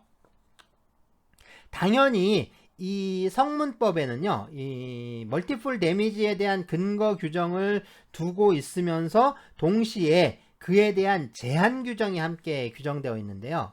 그러니까 멀티플 데미지를 부과할 수 있는 경우와 배상의 최고 한도가 성문법에 의해서 제한되고 있는 거죠. 또 달리 또 리퀴데이티드 데미지라고 하는데요. 보통 이거를 리퀴데이티드 데미지를 우리가 이제 청산적 손해배상이라고 이렇게 번역을 많이 합니다. 이거는 어떻게 보면 이게 이제 멀티플 데미지의 실질적 목적을 표현하는 것이다 라고 할 수가 있는데요. 자, 이게 피해자의 경우에 그 자신이 입은 모든 손해를 다 배상받을 수 있는 게 아니거든요. 그러니까 피해자가 배상받을 수 있는 손해라는 건요, 이 법률의 규정에 의해서 제한된 범위의 손해만을 배상받게 되는데요. 그러다 보니까 이 배상 범위에 포함될 수 없거나 또는 증명하지 못하는 손해는 그렇죠, 배상 못 받는 거죠. 그러니까 스스로 감수하는 경우들이 많습니다. 자, 이런 경우에 피해자가 배상받지 못하는 손해를 좀 더 이제 보충적으로 좀 더 배상시키려는 목적에서 손해배상을 확대시킬 수가 있는데요. 자, 멀티플 데미지 역시 그러한 목적에서 설정된 제도라고 할 수가 있습니다. 또 한편으로 보면 그러니까 이런 예를 한번 들어볼게요. 이런 예를 들 수가 있는데 그 다른 사람이 특허 등록한 발명을 그 무단으로 도용하는 것은 이 특허권을 침해하는 그런 불법 행위가 되고요. 당연히 손해를 배상해야 합니다. 그런데 그 원 발명자 있죠. 원래 발명했던 사람, 이 원 발명자가 발명 실력은 참 좋아요. 발명 실력은 좋은데 이 영업 능력이 형편없는 거예요. 그렇다 보니까 이 특허 발명은 참 훌륭하긴 한데 그렇게 이제 재미를 보지 못하는 뭐 그런 상황인 거죠. 그런데 누가 이 특허를 도용을 해서 이제 시장에다가 뿌리기 시작한 거예요. 그러니까 이 친구가 영업 수완이 아주 좋아요. 그렇다 보니까 이 시장이 몇 배, 아니 몇십 배, 몇백 배까지 막 커지는 겁니다. 그러니까 한마디로 이제 대박이 난 거죠. 그러다 보니까 이제 원 발명자도 이제 매출이 막 급격하게 이제 올라가기 시작하는 거예요. 막 올라가는 거죠. 이제 매출액이 뭐 한 10배, 100배 이상 뭐 증가했다라고 치죠. 자, 그러면 이 특허 발명을 도용한 친구 때문에, 그러니까 원 발명자는 특허권이 침해가 됐는데, 자, 그러면 이제 따져봐야죠. 손해가 얼마가 났는지. 그런데 보세요. 손해가 아니라 지금 이익을 보고 있는 상황인 거죠. 그렇죠. 만약에 특허를 도용하지 않았다면 그 시장이 협소하기 때문에 그렇게 이제 많은 이익을 볼 수가 없었는데, 특허를 도용을 해서 그 친구가 이제 시장을 확대시켜주는 바람에 그 영업이익이 엄청나게 많이 늘어난 거죠. 그러니까 이게 어떻게 보면 손해를 본 게 아니라, 그렇죠? 손해를 본 게 아니라 오히려 이익을 본 거죠. 자, 그렇다고 해서 이 다른 사람의 특허권을 그 도용해서 이제 무단으로 그런 영업이익을 취한 이 친구도 그냥 둘 수는 없죠. 그냥 둘 수는 없는 거잖아요. 자, 이런 경우에 특허권을 침해한 사람이 얻은 이익을 모두 그 특허권자의 손해로 간주를 해서 다 배상시키는 방법이 있습니다. 얘는 이제 그 특허법이라든가 아니면 지식재산권 분야에서 인정되는 어떤 그 손해배상의 특례 규정인데요. 그래서 그 권리를 침해한 자가 얻은 이익은 그 모두 얼마가 됐든 모두 그 권리를 침해당한 그 원 권리자의 손해로 봐서 그거를 전부 배상시키는 그 방법을 그 취하고 있는데요. 바로 이런 게 이제 청산적 손해배상이라고 할 수가 있습니다. 그러니까 가해자가 위법한 가해 행위로 피해자에게 발생한 손해보다 더 많이 얻은 이익까지 다 배상시키는 것이라고 할 수가 있는 거죠. 자, 바로 이런 것들이 이 멀티플 데미지라는 손해배상 제도를 인정하는 취지다라고 할 수가 있는 거예요. 자, 이 퍼니티브 데미지도 봤으니까 이 멀티플 데미지도 좀 봐야겠죠.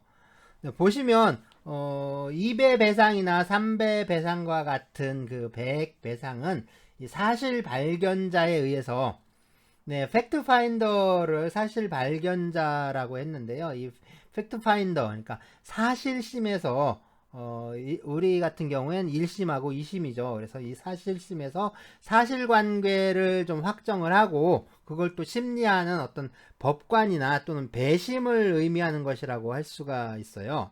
그래서 이러한 팩트 파인더가 얼마를 배상해야 한다라고 결정했을 때 그 금액의 몇 배에 해당하는 법정 손해배상이다. 즉 법률로 정한 손해배상이다 라고 하고 있습니다.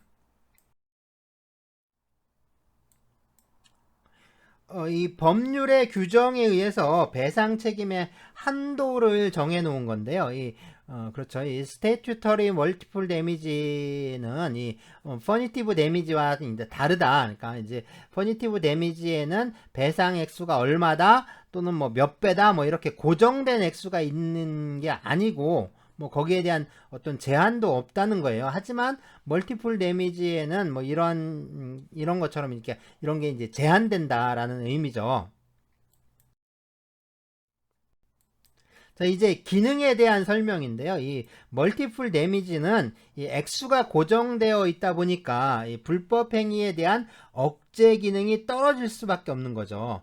보통 이걸 위하라고 표현을 하는데요. 그러니까 법률 용어에선 위하라고 부르는데, 그러니까 이 법이 이 사람들한테 이 겁을 주는 거예요. 그러니까 이런 행위를 하면 너희는 처벌받을 거야. 불이익을 받게 돼. 그러니까 하지 마. 뭐 이런 식으로 이제 겁박하는 겁니다. 그러니까 사실상 형법이라든가 어떤 책임법의 가장 큰 기능이 좀 이런 건데요. 그래서 범죄라든가 이 불법 행위를 좀 예방하고 또 억제하기 위해서는 사람들한테 이제 겁을 줘서 그런 행위를 하지 못하도록 막는 거예요. 그런데 이런 기능을 극대화할 수 있는 건 이 처벌 규정의 뭐 제한이나 한도를 없애버리는 겁니다. 그러면 자신의 행위에 대해서 얼마만큼의 책임을 져야 하는지 모르니까 사람들은 크게 이제 위축이 될 수밖에 없고 행동도 제약을 받게 되는 거죠. 그래서 퍼니티브 데미지에 제한이 없다라는 거는 그만큼 이 제도의 어떤 위하력, 그러니까 일종의 겁을 주는 힘이죠. 이게 엄청 클 수밖에 없는 거예요. 그러니까 멀티플 데미지처럼 액수나 이런 걸 딱 고정시켜 놓으면 당연히 이제 그런 힘이 떨어지고 약해질 수밖에 없는 거죠. 그래서 피고라든가 뭐 이제 잠재적 가해자들에 대한 어떤 위협이라든가 위법 행위를 억제하는 힘이 당연히 약해질 수밖에 없는 겁니다. 네, 피고의 그 자산을 조사하는 문제인데요. 이 멀티플 데미지가 그러니까 3배를 규정하고 있다고 해서 꼭 3배를 배상하는 게 아니라 이 3배를 한도로 그 범위 안에서 배상 액수를 정하게 되는데요. 이 퍼니티브 데미지는 그런 거하고 상관없이 그러니까 액수에 제한되어 있는 게 아니니까요. 보통 이게 피고의 재산을 좀 조사를 해서 배상 액수를 정하는 게 일반적입니다. 그러니까 아무리 액수를 높게 책정할 수 있다고 하더라도 그러니까 피고가 부담할 수 있는 그 범위를 벗어나면 결국에 이제 피고는 파산하게 되죠. 그러니까 피고가 파산하면 실제로 이제 피해자한테는 한 푼도 안 돌아가는 일이 생길 수가 있는 거예요. 그러니까 피해자가 한 푼도 배상 받지 못하는 일이 생기는 거죠. 그러니까 피고의 재산을 미리 조사를 해서 그래서 배상 액수를 정하는 게 좀 일반적이라고 합니다. 그런데 이 멀티플 데미지는요, 이 배상액의 최고 한도가 이미 법으로 정해져 있으니까 그런 이제 재산 조사라든가 피고의 재산에 대한 증명이 필요가 없다는 거죠. 가장 큰 차이점이라고 할 수 있는데요. 이 퍼니티브 데미지는 그 명칭에 있는 것처럼 이 퍼니티브, 즉 징벌을 목적으로 하는 손해배상 제도라고 할 수가 있어요. 하지만 이 멀티플 데미지는 그런 게 아니라 다른 목적을 위해 법이 제정될 수도 있다는 건데요. 대부분의 이 멀티플 데미지는 그 징벌이나 징계보다는 다른 목적으로 운용되는 경우가 많다라고 할 수가 있습니다. 네, 계속 이 제도의 취지나 목적에 대한 설명인데요. 많은 나라의 입법이 이 멀티플 데미지즈에 이 페널티라는 그러니까 이제 시빌 페널티라는 이름을 붙이는 경우가 참 많은데요. 하지만 뭐 이런 그 이름하고 상관없이 이 실질적인 기능들을 보면 대부분 이 이제 청산적 그죠? 리퀴데이티드 데미지로서 이렇게 그걸 이제 이런 청산적 그 손해배상 제도를 의도해서 입법하는 경우가 많다라고 할 수가 있습니다.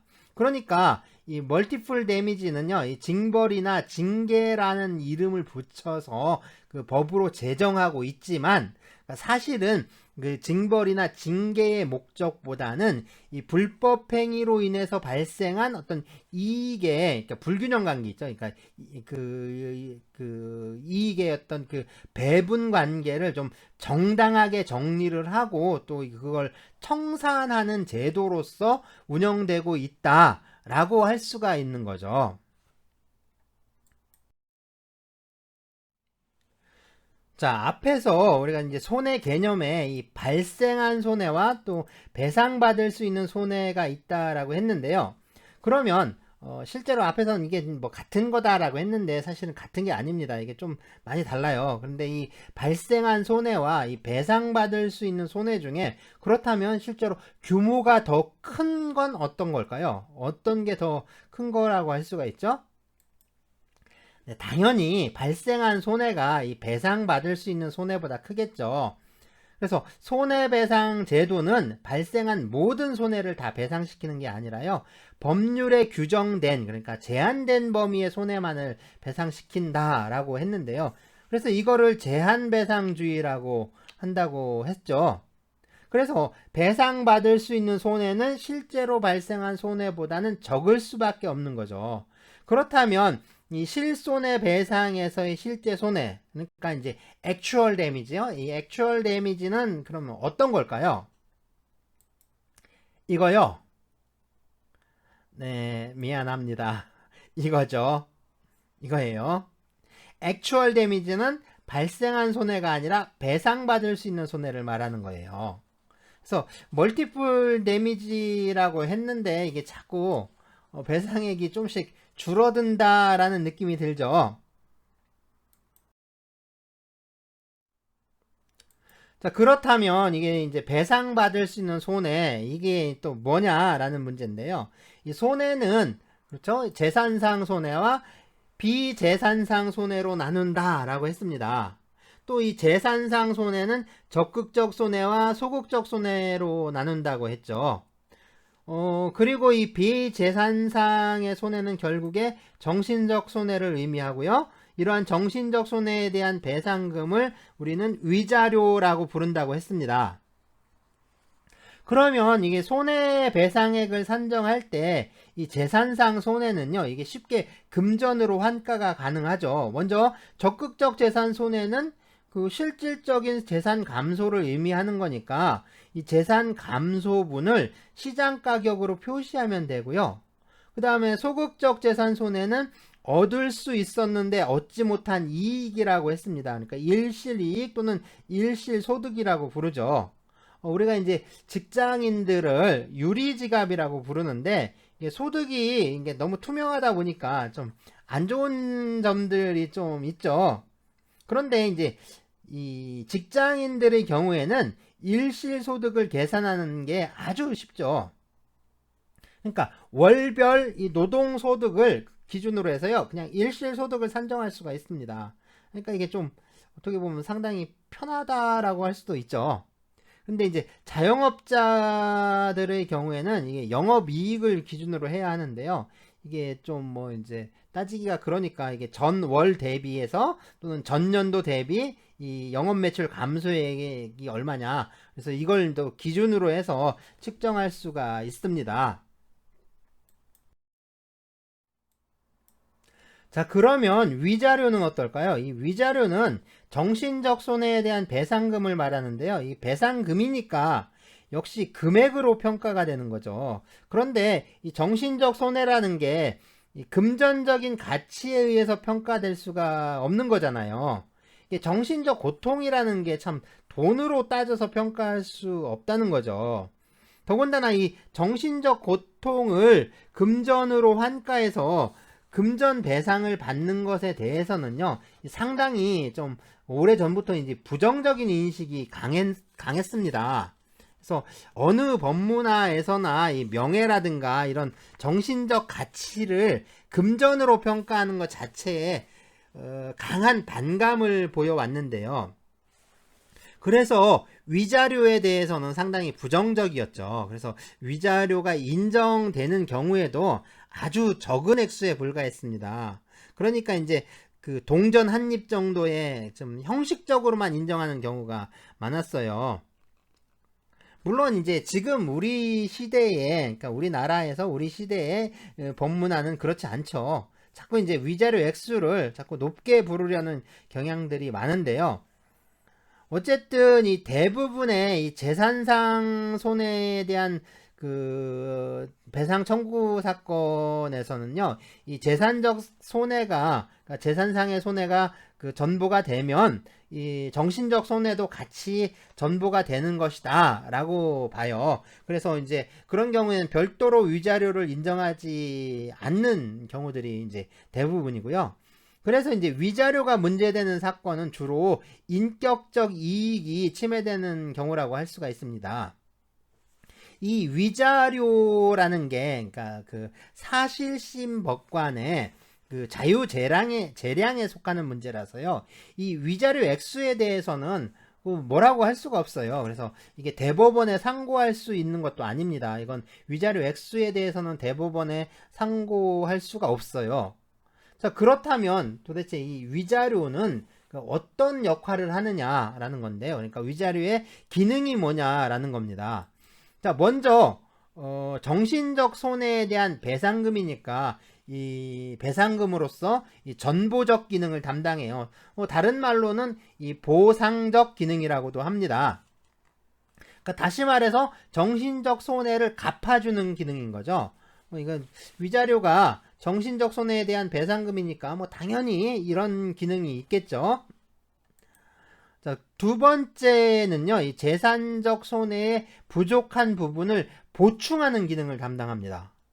그러니까 재산적 손해의 배상이 좀 미흡할 때가 있는데, 이런 경우에 이 재산적 손해의 부족한 부분을 위자료가 채워주는 거라고 할 수가 있죠. 네, 그리고 세 번째는 이 제재적 기능 또는 이게 징벌적 기능을 담당하는데요. 이 위법한 행위를 한 피고를 제재하고 또 징벌하는 기능을 담당합니다. 그러니까 이제 불법 행위를 억제하는 역할을 하는 거죠. 그래서 위자료가 담당하는 이런 기능들을 보면 사실상 그러니까 멀티플 데미지가 담당하는 기능들하고 많이 겹치고 있다라는 점을 알 수가 있죠.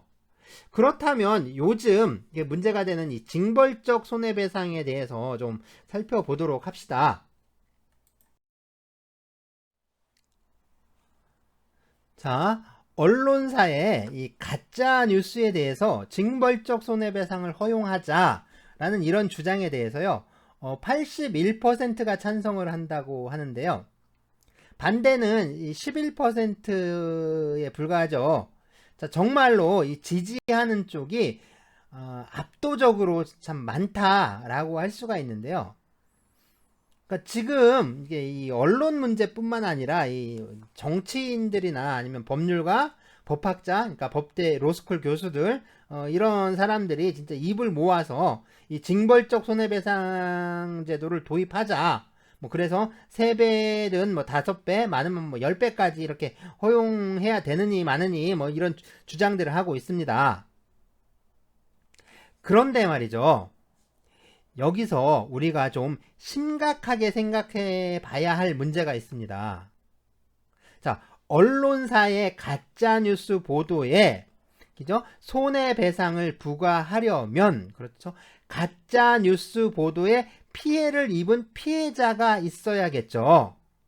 그렇다면 그 피해자는 가짜뉴스 보도에 무엇을 침해당한 걸까요?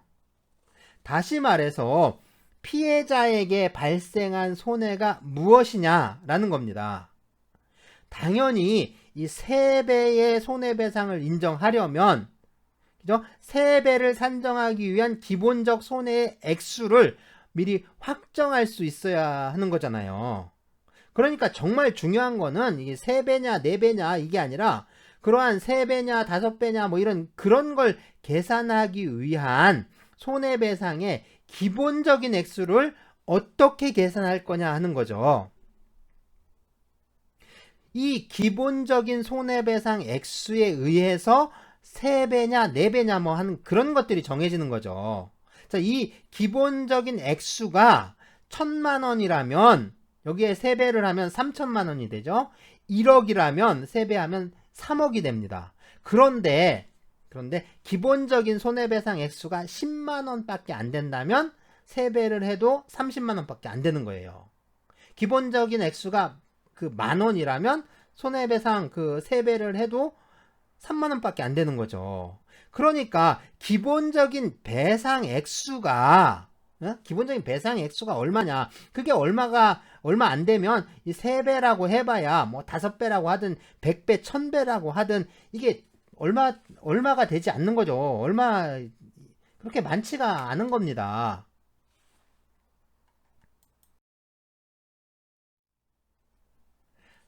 다시 쟁점을 좀 더 명확하게 해서 다시 한번 이제 물어보도록 하죠.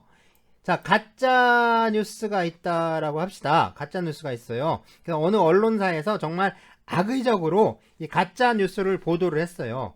그러면 이 가짜 뉴스로 인해서 발생하는 이 재산상의 손해가 얼마냐? 이게 중요한 문제죠. 그래서 재산상 손해가 얼마냐 이거죠. 자, 손해배상은 금전배상을 원칙으로 하고 또 손해개념 자체가 또 재산상의 손실을 기초로 한 거니까 가짜 뉴스로 인해서 피해자에게 발생하는 이 재산상의 손해가 얼마인지 이게 중요한 거죠.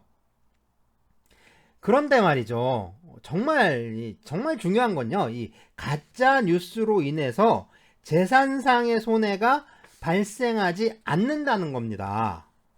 자, 가짜 뉴스가 나오면 그건 이 피해자의 명예나 뭐 신용이나 정신적 평온이나 뭐 정서와 같은 이 재산 이외의 영역을 침해하지 피해자의 재산에 대한 침해를 발생시키지 않는다는 거예요. 그런데 이 실손해배상이라고 하는 거는 기본적으로 재산상의 손해를 기초로 산정을 하는 거고요. 그리고 멀티플 데미지는 이 실손해의 2배, 뭐 3배, 5배 이런 식으로 계산을 해 나가는 겁니다. 그런데 지금 이 몇 배의 기준이 되는 이 액추얼 데미지가 0인 상황인 거예요. 그러면 이렇게 액추얼 데미지가 0이면 여기에 3배가 되든 10배가 되든 그걸 곱해봐야 무슨 소용이 있겠습니까? 아니 뭐 10,000배, 10,000,000배, 억만 배를 배상시키더라도 배상액은 그냥 항상 0인 상황이 되는 거죠. 자, 보시면 뭐 긴급 토론회라고 해서 언론에 대한 징벌적 손해배상 제도가 타당하냐라고 묻는데요. 이 배액배상 제도는 이 징벌적 손해배상 제도가 아니에요. 또 배액배상 제도를 도입한다고 해도 손해배상액을 산정하는 이런 기준 액수가 계산이 안 되는 상황인 거죠. 왜요? 없잖아요. 그러니까 손해가 없는 거예요. 손해가 없다고요. 그러니까 배상액은 0이 되는 거죠. 그러니까 지금 그러니까 지난 그 10년 동안 이 징벌적 손해배상을 가지고 지금 전 국민을 우롱하고 있는 겁니다. 이 정치인들, 법조인들, 뭐 그리고 언론과 정부, 국회 모두가 정말 이제 무지했든지 이 징벌적 손해배상에 대해서 정말 무지했든지 아니면 정말 불순한 의도로 그랬는지 이건 모르겠는데 이건 징벌적 손해배상 제도도 아니고 또 이런 제도를 도입한다고 무슨 손해배상 액수가 막 늘어나고 뻥튀기가 되는 게 아니라는 거죠. 이건 진짜 의도적인 건 이게 진짜 의도적인 건지 뭐 아닌 건지 모르겠는데 정말 이건 그냥 전 국민을 상대로 지금 정치 쇼를 하고 있는 겁니다. 그동안 이제 언론 보도에 대해서 손해배상이 인정되지 않았느냐 하면 그건 아니에요. 언론 보도에 대한 손해배상이 인정이 됐어요. 근데 분명하게 알아야 할 게 그겁니다. 지금까지 언론 보도로 인해 언론사들이 손해배상을 했던 게 바로 위자료였다라는 거죠. 그러니까 언론 보도로 침해가 되는 것은 그러니까 인격적인 그리고 정신적인 영역이었다는 거예요. 그래서 위자료를 배상을 한 거고요. 그리고 이 위자료라는 거는 사실심 법관의 자유재량이었다라는 거죠. 자, 사실심 법관의 자유재량에 속하니까 이 법관의 자의적 판단을 통제할 방법이 없는 거예요. 상황이 이렇게 된다면 이건 법률을 제정할 이유가 없는 거예요. 그냥 법관에게 모두 일임해 버리면 되는 거죠. 굳이 국회에서 이걸 법으로 만들 이유가 없는 겁니다. 그런데 법관이 피해자를 위해서 그렇게 판단하지는 않을 거라는 점이죠. 그래서 법관은 피해자를 위해서 판단하진 않습니다. 이게 더 우려스러운 거예요. 그러니까 지금처럼 그러니까 위자료를 배상시키는 경우에 법관이 60만 원을 손해배상으로 인정했다라고 치죠. 그런데 그러면 이게 왜 60만 원이냐? 왜 손해를 평가할 때 이걸 왜 60만 원으로 평가했느냐? 그 근거가 뭐냐? 이렇게 물을 수도 없고요. 따질 수도 없는 겁니다. 그러니까 왜?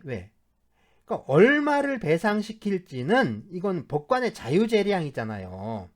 여기에 대해서는 이 사실심 법관의 자유재량이니까 여기에 대해서는 대법원도 관여할 수가 없는 거거든요. 그런데 여기다가 3배의 배상을 허용하잖아요. 그러면 법관이 그러니까 60만 원의 3배인 그 180만 원을 판결해 주는 게 아니에요. 그냥 기본적인 배상 액수를 그냥 20만 원으로 깎아버리는 거죠. 그런 후에 3배를 하면 이게 60만 원을 배상시키는 거예요. 이렇게 되면은 그러니까 바뀌는 게 없는 거죠. 그러니까 바뀌질 않는 거예요. 그러니까 지난 시기에 이 사법농단이 문제가 됐는데 이런 문제에서 법관들에 의해 자의적으로 판단되는 그런 뭐 전행이죠. 그런 전행을 막을 수가 없어요. 막을 수 있는 방법이 없는 거죠. 거기다가 이게 사법농단하고 다른 게 지금 문제는 이건 뭐냐면 법의 이름으로 그냥 그 법관들의 전행을 할 수 있는 그런 우려에다가 그냥 힘을 실어줘 버린 겁니다. 자, 법관은 그러니까 판사들은요, 이 시민의 편 그리고 민중의 편이 아니에요. 법관은요, 기본적으로 국가의 사법 관료이고요, 관료입니다. 그 다음에 직업 공무원이죠. 또 법률가예요. 그러니까 이 사람들은 관료로서, 그 다음에 공무원으로서, 또 법률가로서의 행동 양식을 보일 뿐이지 이 사람들이 피해자의 편에 서주는 게 아닙니다. 정말 이제 마찬가지예요. 이게 이제 국회의원이나 정치가들도 또 뭐 이제 판검사나 변호사 뭐 또는 이제 법대 교수들 있죠. 로스쿨 교수들 뭐 이런 사람들, 그리고 이제 기자라든가 언론사들, 그 사람들 역시 피해자를 위해서 또 민중을 위해서 행동하지 않는다는 겁니다. 그러니까 지금 자신들의 어떤 정치적 역량이나 기득권 영역을 두고 그러니까 서로 저울질해가면서 국민을 우롱하는 이런 정치적 쇼를 하고 있는 거라고 할 수 있어요. 그러니까 이 징벌적 손해배상의 문제는 이게 징벌적 손해배상의 문제가 아니라 하나의 그냥 정치 쇼에 불과하다라는 거죠. 자, 우리나라에서 지금 논의하고 있는 이 징벌적 손해배상은, 그러니까 징벌적 손해배상이 아니라, 그러니까 멀티플 데미지라고 했잖아요. 이 배액 배상에 불과한 거고요. 그러니까 이게, 그렇죠? 퍼니티브 데미지가 아니라 멀티플 데미지라는 거예요. 이게 거짓말이라는 겁니다. 지금 정치가들부터 뭐 이제 국회의원들 다 이 사람들이 지금 이런 거짓말을 하고 있는 거예요. 국민들한테는 이게 징벌적 손해배상을 도입한다고 진짜 동네방네 떠들어 대놓고 실상은 다른 거라는 거죠. 그러면서 이 로스쿨 교수라는 사람들, 뭐 이런 사람들 보면 뭐냐면 미국식 퍼니티브 데미지는 좀 문제가 많으니까 배상액을 좀 제한하는 방식으로, 그러니까 이제 뭐 3배 배상으로 규정하자. 뭐 이것도 징벌적 손해배상이고 불법 행위를 억제하는 효과가 있다. 그래요, 맞습니다. 맞아요. 당연히 징벌적 효과가 있죠. 그런데 이런 징벌적 효과라는 건요, 이거는 손해배상 제도가 그냥 기본적으로 갖고 있는 그런 성질인 거예요. 그러니까 우리가 퍼니티브 데미지가 아니더라도요, 다른 모든 손해배상 제도는 좀 퍼니티브 데미지보다는 좀 미약하긴 하지만 그냥 일반적인 불법행위와 손해배상 제도 역시 가해 행위를 억제를 하고 또 가해자를 징벌하는 그런 기능을 담당하는 겁니다. 그러니까 지금 뭐 이제 3배 손해배상을 시키면서 이건 징벌적 손해배상이야 하는데, 이런 배액배상 제도가 징벌적 효과가 있다라는 거는 그냥 모든 손해배상 제도는 다 그런 효과가 있다라고 말하는 거하고 아무런 차이가 없는 거예요. 그러니까 사실은 아무런 의미가 없는 거죠. 그래서 국민들이 생각하기에 이 징벌적 손해배상이라고 하면 이 머릿속에 진짜 악행을 일삼는 이 가해자를 이제 어마어마한 그러니까 천문학적 액수의 손해배상금으로 딱 징벌하는 그런 장면을 떠올리잖아요. 하지만 이 실제로 법률로 제정된 그것과는 이 전혀 상관이 없는 거죠. 자, 이런 배액배상 제도가 그러니까 징벌적 손해배상이라는 이름으로 도입된 게 2011년도입니다. 2011년. 그러니까 이제 거의 이제 10년이 다 돼가는 거잖아요. 그런데 지금까지 법원에서 몇 건이나 진짜 이러한 제도를 활용해서 판결을 했을까요? 아마 최근에 한 건인가 아니면 두 건인가 그럴 거예요. 그리고 배상 액수도 이 3배가 되지 않죠. 최근에 하도급 판결, 그러니까 하도급 관련한 판결에서 1.64배의 배상액이 판결됐죠. 그런데 잘 보세요. 이 1.64배에서 원래 일은 실제 발생한 손해잖아요. 그러니까 일은 실제 손해로 인정된 거니까. 그러니까 소위 징벌적 배상이라고 하는 건 0.64배에 불과한 거죠. 실제 손해 액수보다 훨씬 적은 거예요. 64%밖에 안 되는 거죠. 그러니까 이 사건에서 손해액이 3억 5천이 인정됐는데 배상액으로 인정된 게 5억입니다. 그러니까 5억에서 실손해인 3억 5천을 빼면 그러니까 1억 5천이 이른바 이제 징벌적 손해배상이라는 건데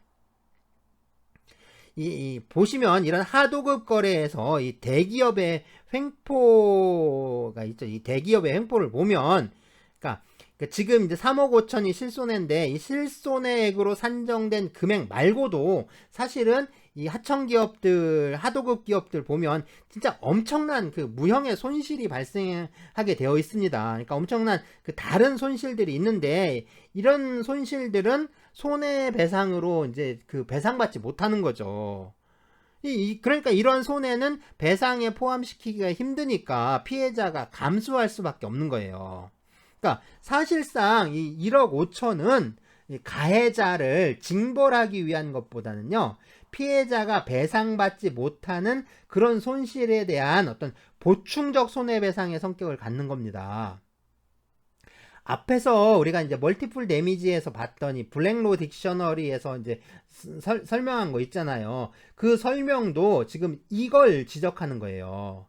이게 민사적 징벌, 그러니까 시빌 페널티라는 이름을 붙이기는 하는데 사실은 이 제도의 목적은 그런 게 아니라는 거죠. 페널티가 아니라 이런 무형적인 손실에 대한 청산에 있다라는 거죠. 그래서 리퀴베이티드 데미지라고 하는 겁니다.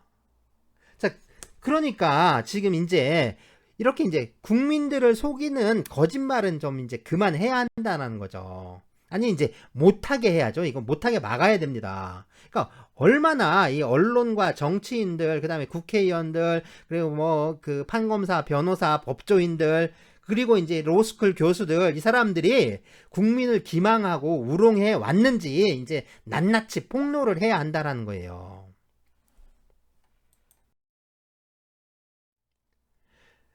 자, 그러면 이제 어떻게 해야 하느냐, 뭐 이게 문제인 거죠. 자, 이제 어떻게 해야 되는지.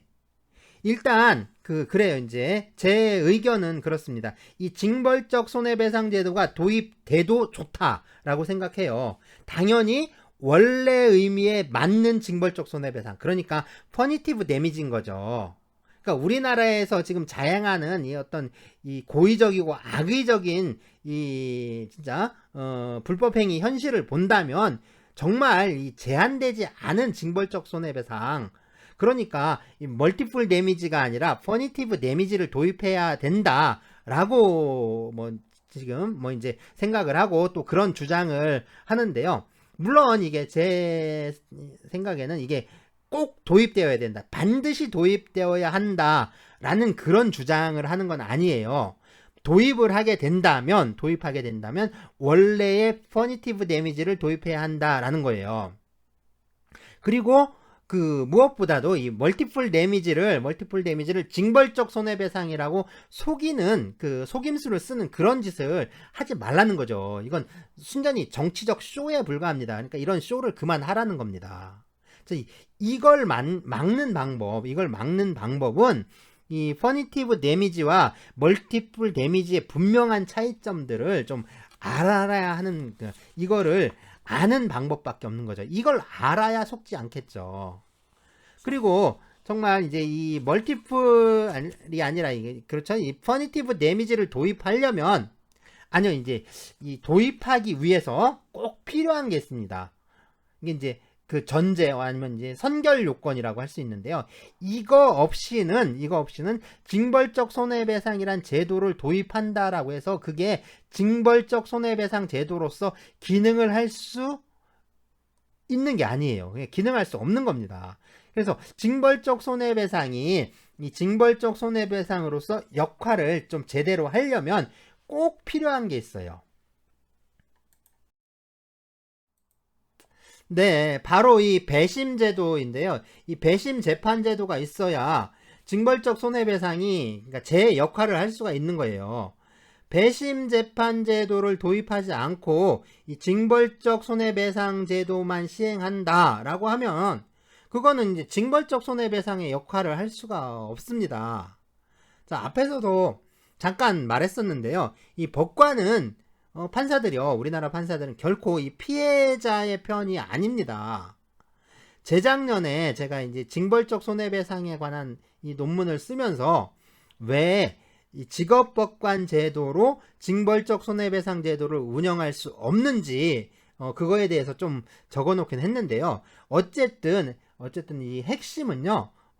재판을 통해서 재판에 이 시민들의 법 의식과 또 이 시민들의 법 감정 있죠. 그러니까 시민들의 법 의식과 법 감정이 반영될 수 있는 그런 배심 재판 제도가 선행되어야 한다라는 겁니다. 지금 보면 일부 형사 재판에서 이 국민 참여 재판이라는 게 시행되고 있죠. 그런데 이 국민 참여 재판은 원래 이 배심 재판을 도입하기 전에, 그러니까 우리가 이제 배심 제도를 전면적으로 도입하기에 앞서서 그게 어떤 부작용을 일으킬지도 모르니까 좀 시범적으로 실시해 보자. 그래서 이 시범적으로 실시를 한 거예요. 그래서 이 국민참여재판 제도의 성과가 좋으면 그때 이제 배심 재판 제도를 전면적으로 도입을 하자. 그러니까 이제 어떻게 보면 이제 한시적이었던 거죠. 한시적으로 도입을 했던 게 이 국민참여재판이었는데 지금 보면 국민참여재판의 성과가 상당히 좀 긍정적으로 이제 평가가 되고 있죠. 그런데도 그렇죠. 이제 그런데 당연히 그러면 이 배심 재판 제도를 도입을 해야 되는데 지금 국민참여재판이 좀 한시적으로 운영하기로 하고 그게 이제 긍정적인 성과가 난다면 바로 이제 배심 제도를 도입하기로 했는데 상당히 긍정적인 결과도 나왔고 또 상당한 기간이 이렇게 흘렀는데도 배심 제도의 도입을 미루고 있는 그런 이유는 도대체 이제 뭐냐는 거죠. 좀 이제 질문을 이제 다르게 해볼 수도 있는데요. 그러니까 우리나라 법원이 이 배심 제도의 도입을 미루고 있는 게 혹시 그러니까 자신들의 어떤 기득권과 권위를 내려놓고 싶지 않아서 그런 거 아니냐라는 겁니다. 그래서 사법농단은 잘못된 것이고 또 처벌받아야 하지만 그렇죠? 그렇지만 이제 지금까지 이제 해방된 이후 어떻게 보면은 일제시대 때부터 갖고 내려왔던 이런 어떤 기득권이라든가 그렇죠. 이제 사회적 기득권이라든가 이런 권위는 포기할 수 없다. 이런 의미로밖에 받아들일 수 없다라는 거죠. 그래서 징벌적 손해배상 제도를 도입하려면 반드시 이 이제 배심 재판 제도가 선행되어야 한다. 그래야 징벌적 손해배상 제도가 제대로 된 역할을 할 수가 있다. 라고 할 수가 있습니다.